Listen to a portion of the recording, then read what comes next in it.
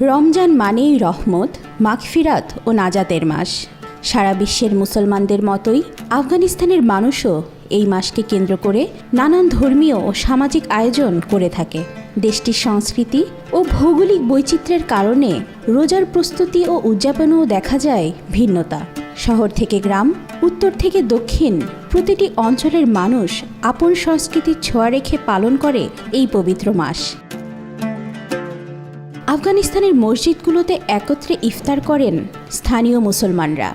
এই অঞ্চলে ইফতারের তালিকায় থাকে গরু ও খাসির মাংসের কাবাব, নানান রকম তাজা ও শুকনো ফল, বাদাম, ফলের জুস।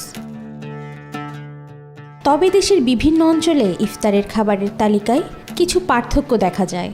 কাবুল ও আশেপাশের এলাকায় জনপ্রিয় কাবুলি পোলাও, মান্টে বা ডাম্পলিং, শিরনি ও বোলানি। দক্ষিণের শহর কান্দাহারে দোপেয়াজা ও কোরমা বেশি প্রচলিত।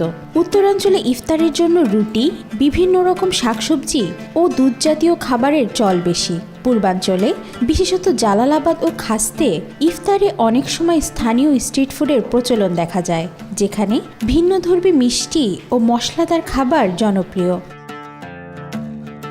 রমজানের বাজারও আফগানিস্তানে বিশেষভাবে জমে ওঠে।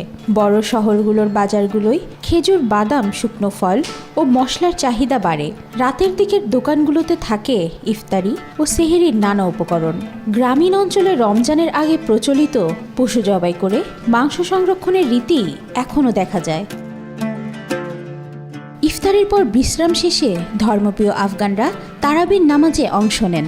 মসজিদে মসজিদে চলে খতমে তারাবি। সেহেরি থেকে ফজরের নামাজের আগ পর্যন্ত কোরআন তেলাওয়াতে মশগুল থাকেন আফগানদের অনেকেই। হযরত ওমর রাদিয়াল্লাহুর সময় আফগান অঞ্চলে ইসলামের আগমন ঘটে।